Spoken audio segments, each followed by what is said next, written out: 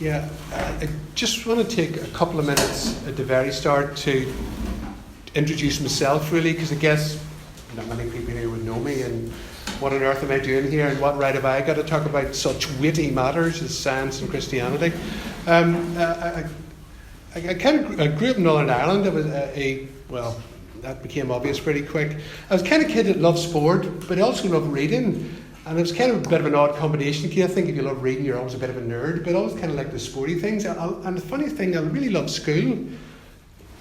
Strange, because school to me was fun. You went along to school, you met with your friends, you could play a bit of football, and you'd kind of learn stuff along the way, and it was all good crack, as they say. And of course, you go to secondary school, and the options kind of widen. There's more courses to be had. There's more friends to be playing football with. I mean, what's not to be bad about? And I kind of always liked the science thing. I was always interested in astronomy, and then in school, chemistry, physics, maths. And I kind of liked chemistry, and there was always the fun of you could make things that really stunk and smell. You could set things on fire. You could make things blow up. And it was really good fun, and with my accent saying you make things blow up, it could be misinterpreted quite badly. And obviously, this was the 1970s, so there was ample possibility. And at 18, through my teens, I went along to a youth club in the centre of town, which was run by a bunch of Christians in a church. And gradually, through their kind of sort of work and witness and going along there's lots of games as well. And I gradually felt drawn to follow Christ. And at that point, I got to 18, I was kind of leaving school. What do I do with my life? And I kind of felt, well, I want to follow Christ. This is something that sounds pretty amazing. But initially I was a bit reluctant, but I'm going to give this a go. I'm going to follow Christ. I fancy this chemistry thing. It's good fun too. So can I get to university? Yeah, I can get to university and do that. And then the one final thing that I thought, there's this hot ginger-haired girl in the youth club that I really like to go out with. And that was kind of my 18-year-old priorities, as you can probably guess. Now, I went to university, did chemistry, did kind of physics and the maths, and I really loved it. It was really good, interesting stuff. Grew in Christ, I suppose, to some extent at the same time, and didn't want it to end, but of course you do, because the course ends. So I thought, well, what next? I've finished here. And me and the ginger-haired babe was still getting fairly serious. And you'd probably be amused, but this is the 1970s, of course, so please forgive the description. And so I thought, okay, I'll stay on, and what else? What possibilities are there? Well, you could do a PhD. That sounds like good fun. So what is there? There's analytical chemistry. I thought this was great, so I did that. Not because any amazing desire to push back the frontiers of science or any noble ambitions, simply because it just like being a student. It's good fun. It was that sort of simple, and I really enjoyed it. And by that time, the ginger-haired babe became my wife. She's here tonight, it's Anne. And we were kind of serious by that time, and I stayed on. I as a student, finished a PhD, and one day I was walking down the corridor thinking, what am I going to do now? I'm kind of finishing up here, and there was an ad, it said on the wall, Kodak Limited UK wants an analytical chemist, and I thought, I could do that. So I went, got some interviews, did the interviews, got offered a job. I thought, great, but that means moving to Harrow it was, and the whole thing was there. So me and Anne up sticks and came over here, and that was 1986, quite a while ago. And at that time we started a family and started working in Kodak. It was part of research. It was what was called an atomic spectroscopy lab.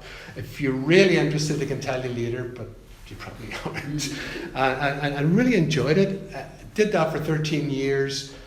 Just part of the whole research division as it was at the time, and then I realised the money was all being pulled out of research. So what am I going to do now? Well, if I want to survive in this organisation, I'm going to have to get into the manufacturing area.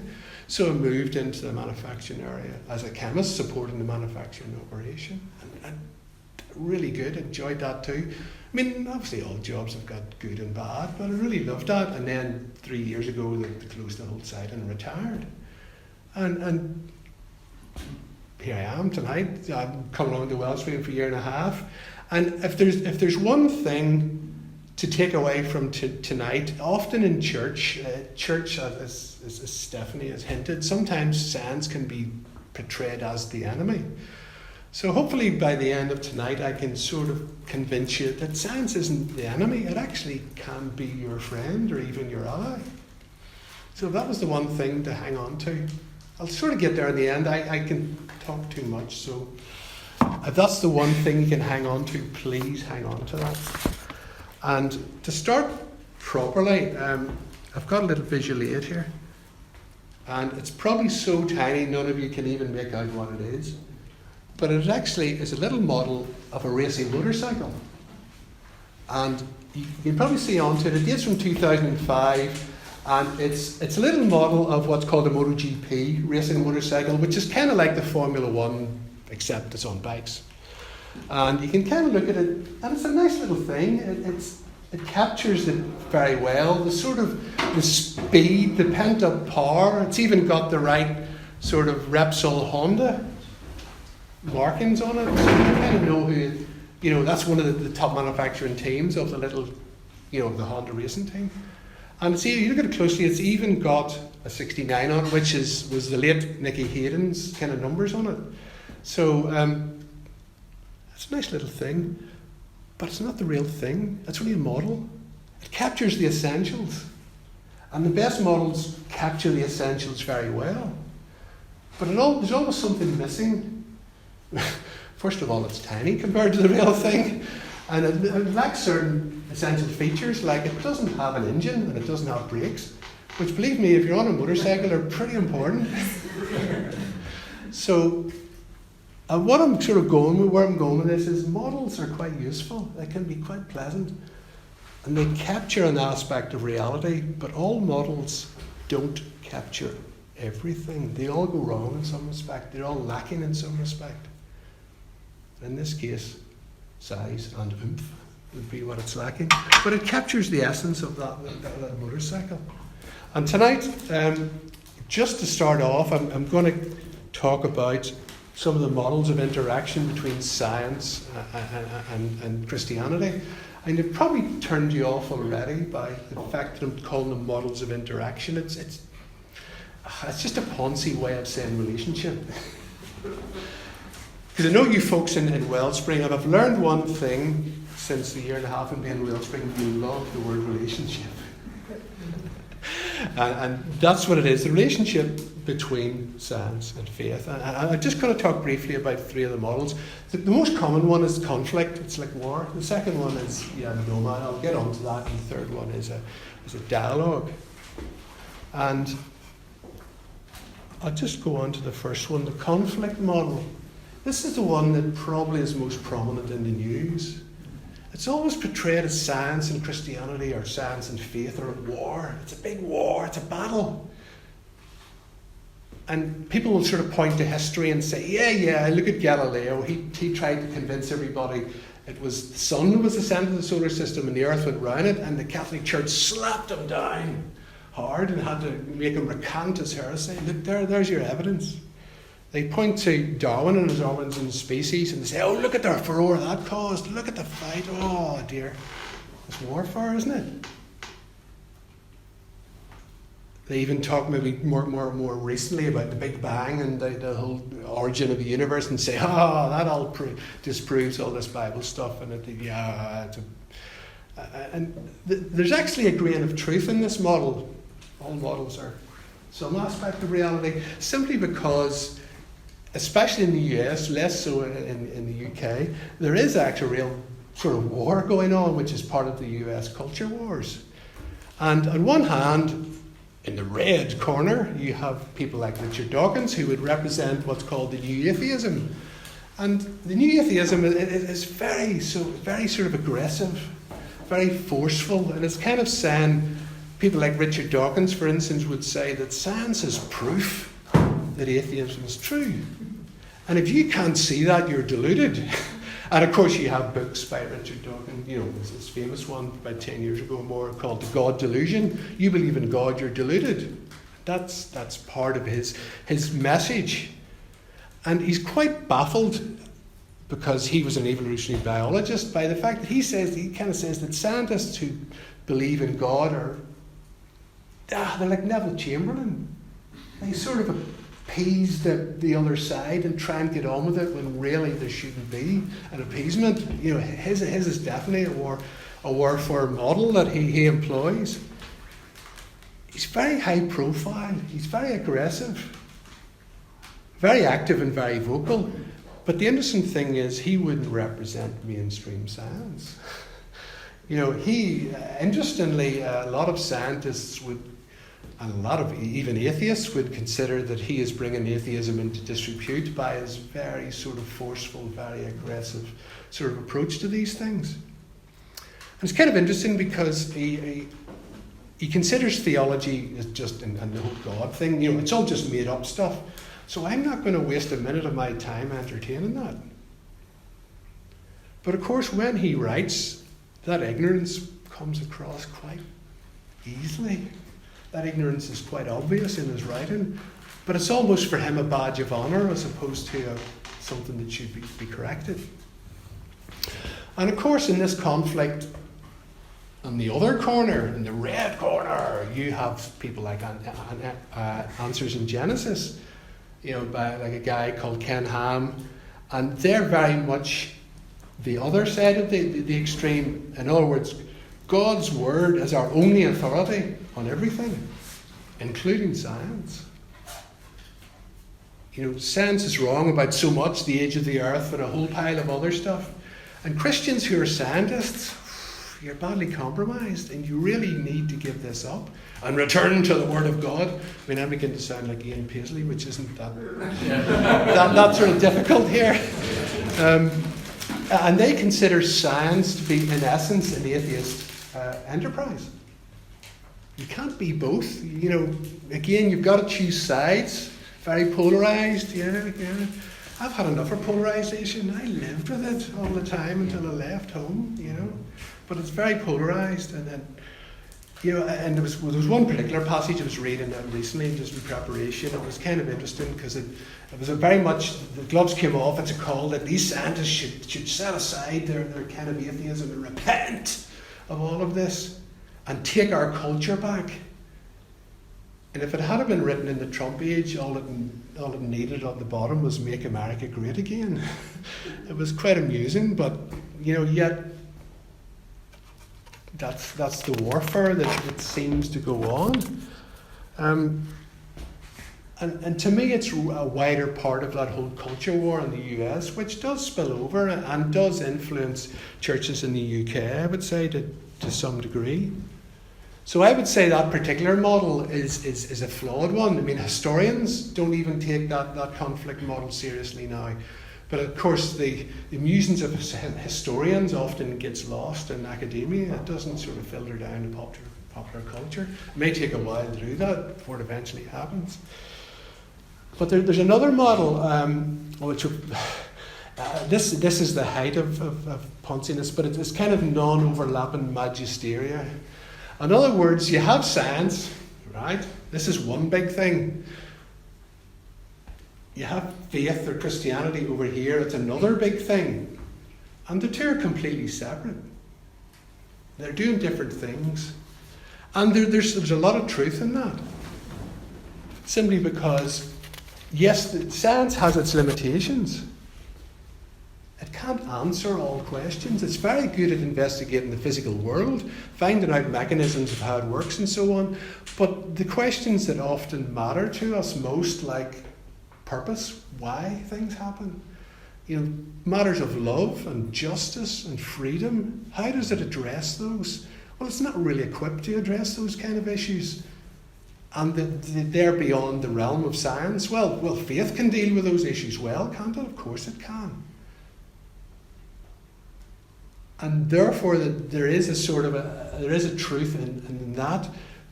But the problem is, it leads to quite a sort of schizophrenic mindset. You have science here, and you have faith. It's okay, so keep your faith over there and don't let it enter the real world.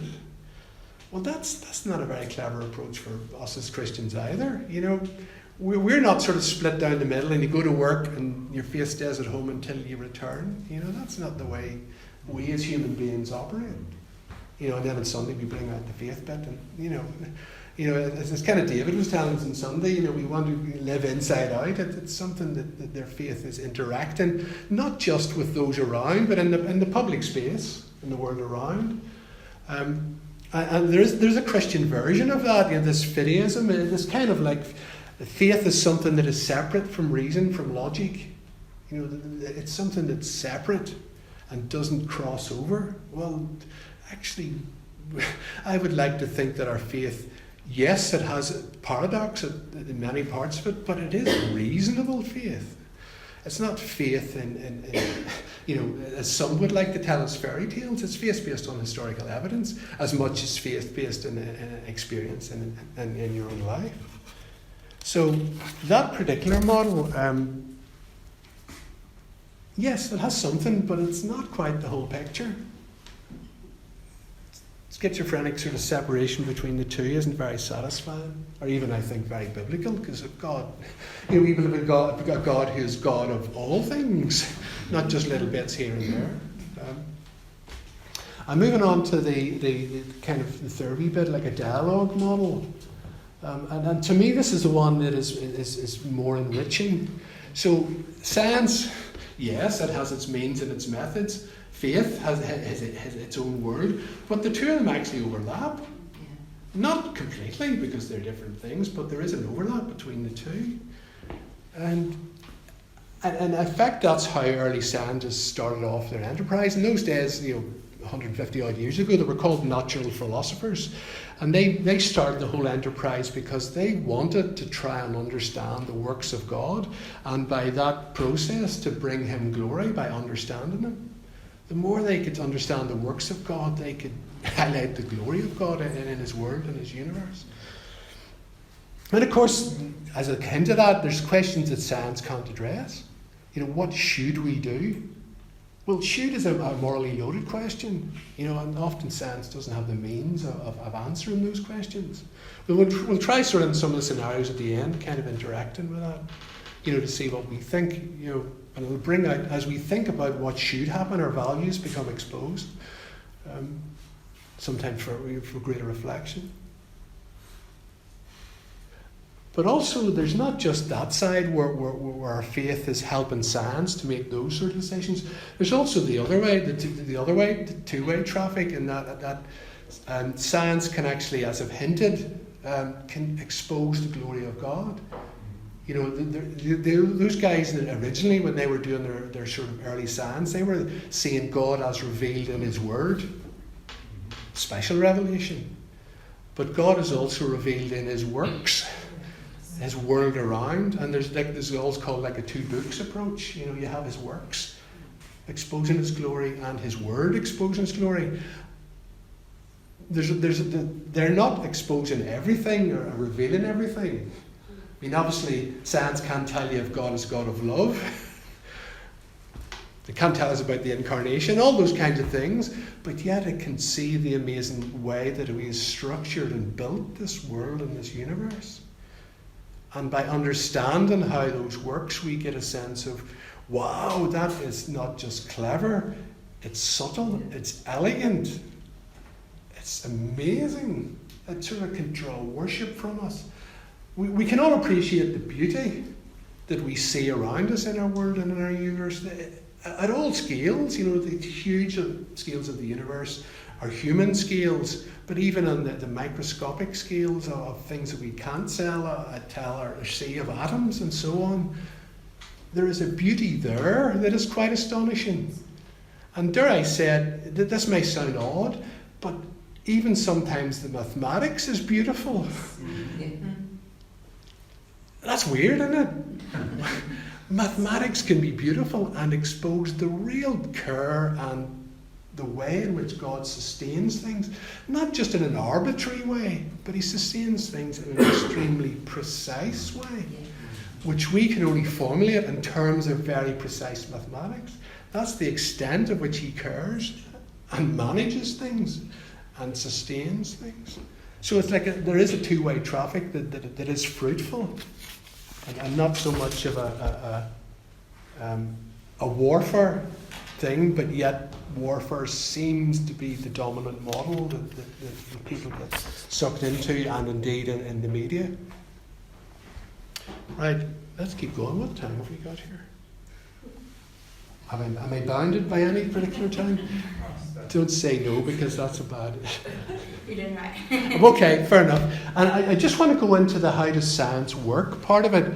And maybe a pause. Have you any questions or thoughts just on that part before I keep blathering, as they say? Any thoughts or questions? No? Okay. How does science work? Well, I've got this crazy little symbol to try and illustrate what goes on. In the past, science used to be seen as something where these guys in white coats sort of do all this thing in labs, and they have all this sort of very cold, very rational, very logical, very ordered way. They create theories, they generate experiments to test the theories, and so on. And the interaction between these theories and the experiments are kind of what science does. And it's all very rational and all very cold, and that was sort of the way it was thought to be. But of course, science is a human enterprise, and human enterprises involve human beings. And yes, there are some scientists who are very cold and very logical, but I don't know that many of them. They seem to be pretty normal to me, and they have been. And a guy called Thomas Cullen in the early 60s, he was a scientist and then wrote a book that effectively changed the course of the philosophy of science. And he was saying, yes, there's this interaction between theories that try and explain the world, the experiments that will evaluate these theories and try and understand them, try and test them to see if they're just rubbish or if they make sense, or if the models of which they generate are even vaguely reflective of reality. If the models don't work, you throw them out. You've got to get a better one. And the data is the means by which you do that. So that was the way it was all thought to interact. But Thomas Kuhn came along and said, no, there's another factor here. And the other factor is your existing beliefs. That will influence how you formulate theories and how you interpret the data. And there was one saying I learned that captures some of that when I was a young scientist. I don't even know where I read it or heard it or anything. And the saying goes that data without theory is trivia. Theory without data is BS. And it has stuck with me. When I heard it, it was more vernacularly expressed than that was. But and that captures some of you've got to have this interplay between the experiments and your theory to validate one another and to grow and develop the science as you go on. But Kuhn said, no, there's an existing belief that exerts an influence here. And it would be helpful if I took a couple of short examples. And the examples would be, let's consider for a moment that you have never seen a video of the Earth from space. So you have a flat Earth theory and you have a globe theory of the Earth, okay? And how would you evaluate those two theories? Well, actually, one of the strange things is, through the year, the days get longer and shorter. Why do they do that? People who live on the equator and never, Africans, for instance, find it quite odd when they come north. Winters are dead short days, summer's real long days. What's going on? Well, it's because the Earth is a globe and it spins and it's tilted slightly. So as it goes round the sun, then that changes the angle of the sun and the days get longer and shorter. It kind of accounts for that. If I phone up my relative in Australia, if I was to phone them up now, probably going to be midday-ish. How could that be? If the Earth's flat, it doesn't work. So the theory starts to fall apart because of the experimental data.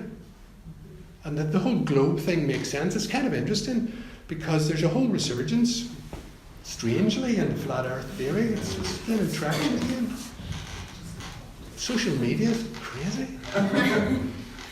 and it's all starting to come back. And strangely now, don't take offence, but actually the original Flat Earth Society in the US came from a Christian because he believed that it taught that the Earth was flat. Scripture says the Earth is flat. That's it. So all this other evidence to do with length of day and all that sort of stuff, it's got to be wrong. It's got to be wrong. And let's consider for a moment how you do that. The power of science is once you have a theory that is well validated, you can then make predictions. Not just sort of predictions that are guesses, predictions that are very precise. For instance, you can look up tables or easily calculate when the sun will rise and when the sun will set for any day of the year on any point in the globe. Because the whole geometries, you can work it out if it's a globe and all that stuff. So that will make precise predictions when the sun will rise and will set. And you can test those predictions. You can stand on the horizon at a certain point and look at your position and you can find out if it's right. And amazingly, it gives you these right answers. So you make the predictions. That's the power of it that you can test. And if we can't make predictions that are testable, we know what that is again, don't we? So it's easy to do that. But it's not just the fact that you can make those predictions about sunrise and sunset. It integrates with a whole pile of other theories. Satellites go around the Earth. GPS works. All that stuff integrates. The fact that the Earth has got a core, but a solid spherical core, generates a magnetic field. You can work out the whole meteorology of the climate and weather predictions. You can do all that stuff if it's a globe. You can work out ocean currents. You can't do that with a flat Earth model. That sounds obvious to us because we think, we're all happy that the Earth is indeed a globe. But once those existing beliefs become so strong that the evidence is held at a distance and held back, and of course all these videos of the Earth as a globe, that's all just a NASA conspiracy in these guys' eyes. And then when those existing beliefs start squeezing the theory into a mould and discarding the experimental evidence to the contrary, you really have gone down the rabbit hole and you have ventured into Alice's Wonderland. Nothing can penetrate that shield if it's all a conspiracy. It's all nonsense. You're no longer doing science anymore. You're just simply taking your beliefs and doubling down and saying, here I stand, nothing else changes. And the evidence will not penetrate that. That's not science anymore.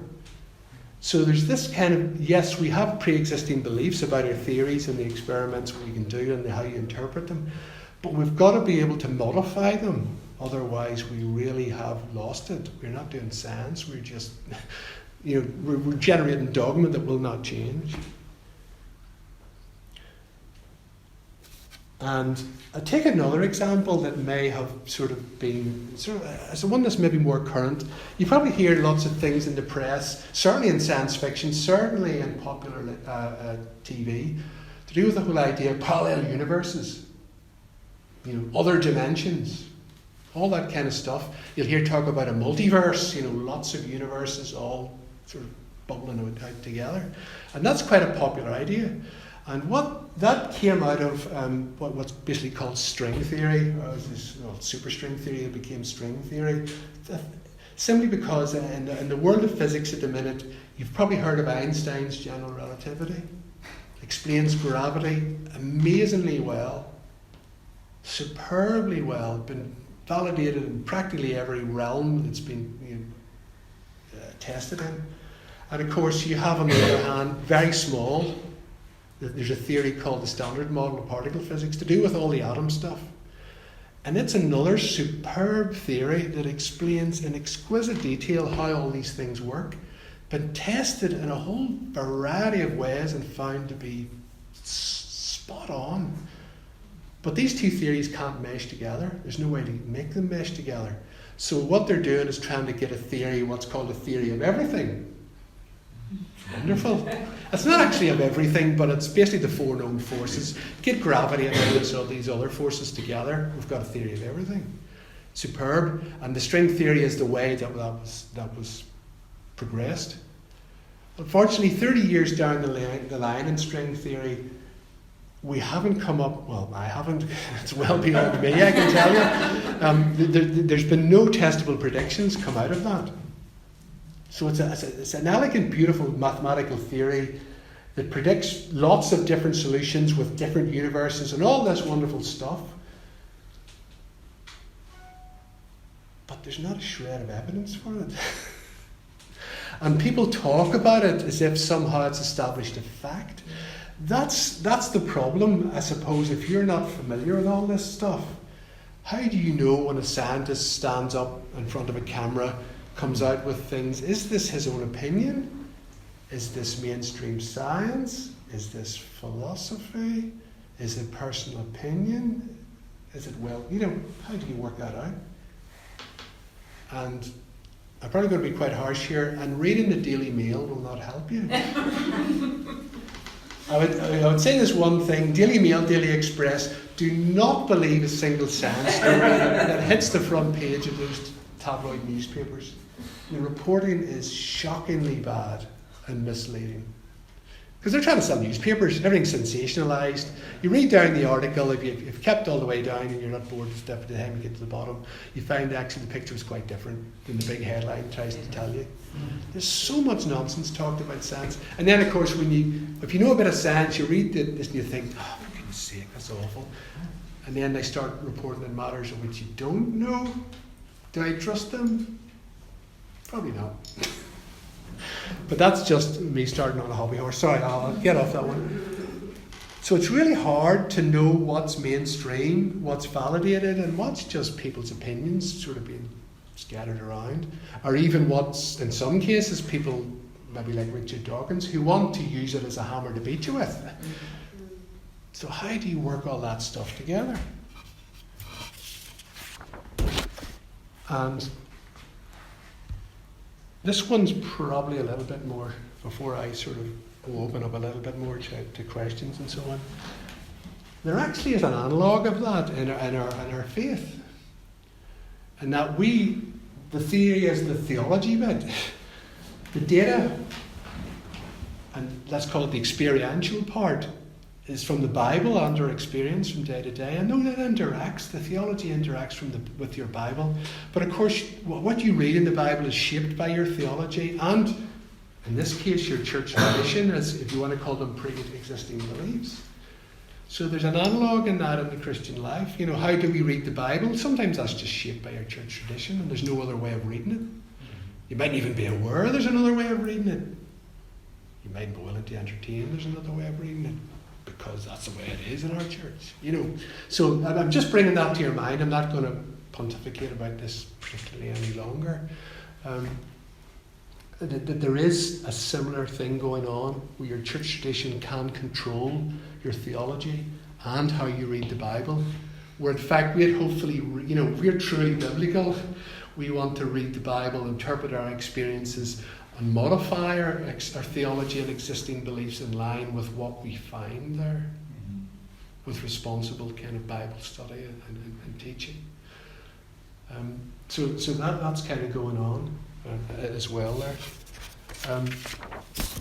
Personally, just to get the personal bit at the sort of the end before we go into the scenarios, I have been a Christian from what I was kind of 18, so I've been a longer Christian than not. I've been involved in science kind of all my life, and I personally never really felt the pressure of you've got to toe the line, you've got to choose sides. Some people would try and make you, But to be honest, I always found, as I kind of mentioned earlier, God is glorified in what he has done and what he has made to an extraordinary extent.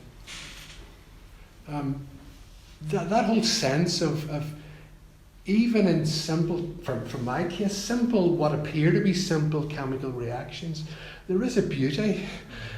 Even in the maths that describes it, there is a beauty. And why, the amazing thing is why do those what we call laws of nature exist? Why do they exist? Well, it just kind of is, isn't it? Well, no. To me, that's clear evidence of a really cunning design. We used to talk about design in biology. You know, the William Paley sort of thing. You find a watch, and the watch is evidence of a maker. We look at a bird, and therefore there's evidence. Evidence of design. I would say the design goes far deeper than that. The design is much more subtle in terms of the very laws in which our universe is constructed. And it's constructed in a way, if it was very subtly different, we wouldn't be able to exist. Atoms wouldn't work the way they work. Stars wouldn't work the way they work. We couldn't have a planet that orbits in the way it orbits. All those things change by even subtle changes in what we would describe as the laws of nature. So why are those laws there? Why are they so cunningly connived to get creatures like us? Well, there's a multiverse out there and all that stuff. You know, if there's enough universes, it'll all come together in the end. Well, that's just pushing the explanation in another direction. You know, that surely there's a God who has designed this in an extraordinary and subtle way to make it work. And we only know a wee bit. Sometimes you read, I just like to read the end of Job. You know, Job's had all his trials. He had his little model of how things work. His model was God punishes the wicked, he rewards the good. And his mates come and tell him the same thing. The only difference is Job knows he's been righteous and yet he's suffering. So his model's under stress here. And after all the arguing with his friends, and his friends won't give up their view that you must have sinned because you're suffering, guy. And in the end, God turns up and says, well, look at all this stuff. You know, look at the heavens, look at the animals, look at the world. Look how amazingly subtle it all is. Do you know how it works? Well, Job kind of confesses no. Do you trust me to work this? Yeah. Well, let me get on with it, essentially is the message. Let me get on with doing this. Let me get on with managing this world that is beyond your ken, beyond your understanding. And we grasp a little bit, we do grasp, reveals a glory that is really pretty impressive. I say this, the whole aspect now of a finely tuned universe, and if it's not tuned that precisely, we wouldn't exist. God sustains. And even to the point of why are the laws, why tomorrow does it continue to exist? Why are the laws still there tomorrow? Well, they might, you know, to me that's just a simple way of God sustains. If God said, I'm finished with this, we'd all just vanish. You know, that would be it. We'd all be gone. It's because he holds that. And the laws are merely a very precise description of how he sustains. One wee final thought, a quick blathering after this. One wee final thought. They have in the National Physical Laboratory atomic clocks. And those clocks now, because what they're based on is the way atoms emit light. And the energy levels within those atoms are precisely defined by the strengths of the various forces and so on, that what we call laws of nature. So what happens is those clocks can be used, and the precision of the energy levels within those atoms can be used to count time. It's basically the frequency of the light they give off gives a measure of time. You just invert it. And basically what happens is those clocks are accurate to 1 second in 300 million years.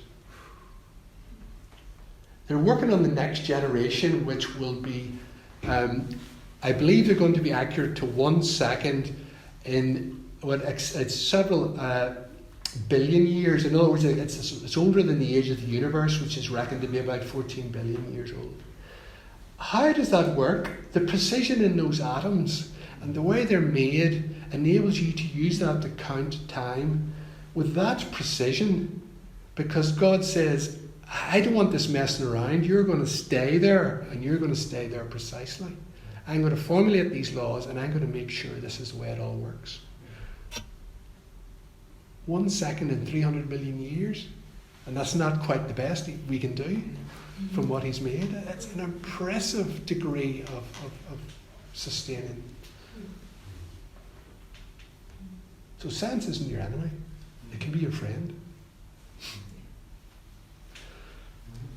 So, no doubt there's probably bits where the rubber might hit the road, but on other topics. But let's. Do you want to go with the scenarios or? Thank you.